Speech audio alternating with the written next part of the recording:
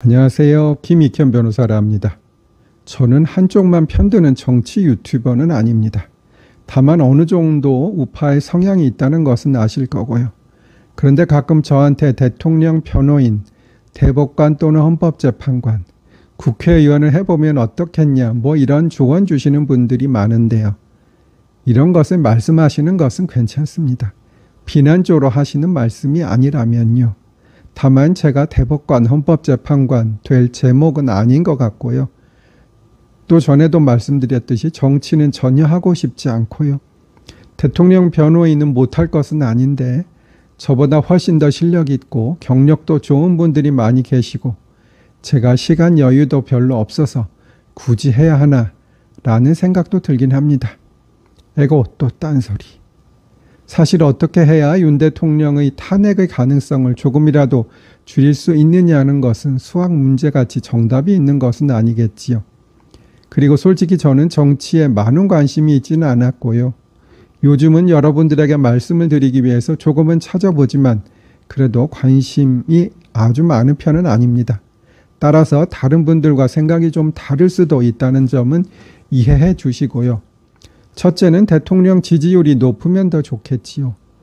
솔직히 이번엔 나란히 손잡고 탄핵당한 세 남매, 즉 문형배, 이미선, 정계성 헌법재판관 이런 분들은 그런 거 신경도 안 쓸 겁니다.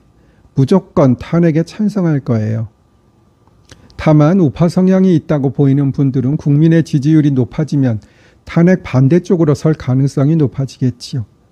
그래서 주변에 있는 사람들 중에 중도가 있다면 잘 설득하셔야겠지요. 그런데 심한 좌파는 포기하셔야 할 거예요. 이런 사람들한테는 말이 통하지 않으니까요.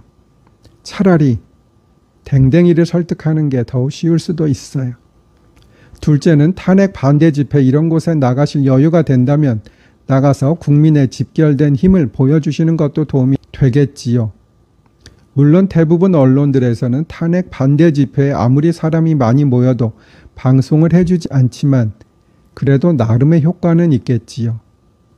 이 얘기가 나왔으니 한 가지 말씀드리면 YTN의 신귀땡 기자는 탄핵 반대 집회에 와서 촬영을 하고는 탄핵 찬성 집회라고 방송에 내보냈다고 하네요.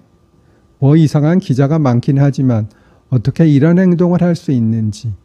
그런데 이런 게 또 극좌의 특기인 것 같긴 해요. 에고 또 딴소리.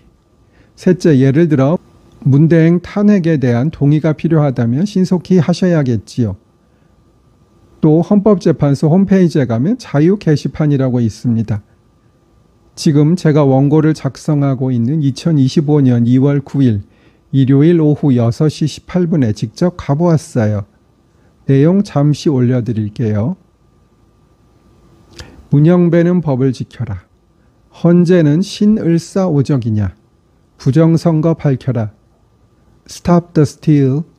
투표자 수 검증 기각. 부정선거의 공범. 반국가 세력은 사형. 이 정도면 문형배의 나라이다. 당장 나가라. 서버 까라. 국민의 불신이 높은 헌재는 존치의 가치가 없다. 40%가 좌파인 헌재 문형배 맘대로. 사기소추 헌재는 공범. 마은혁은 재판관이 아니다. 전부 우파 쪽 글이네요. 지금 이렇게 열심히 하는 분들도 많지만 한 개라도 더 올리면 도움이 될 수 있겠어요. 또 문형배 대행에 대한 징계가 청구되었어요. 아직 절차가 진행된다는 것은 못 들은 것 같아요. 이것은 대법원장이 하실 일이지요. 대법원 홈페이지에 가면 참여, 소통의 장소, 법원에 바란다 라는 항목이 있어요. 여기서 대법원장께서 문 대행에 대한 신속한 징계를 하여야 한다는 의견을 제시하는 것도 좋은 방법이겠지요. 사실 이런 방법은 엄청 여러 가지가 있겠지만 그냥 생각나는 대로 몇 가지 말씀드린 것이에요. 그리고 자신의 위치에서 자신의 할 일을 충실히 해야겠지요. 제가 최근에 퇴근하면서 거의 밤 12시에 내방역에 있는 하이웨 땡마트에 들린 일이 있었어요.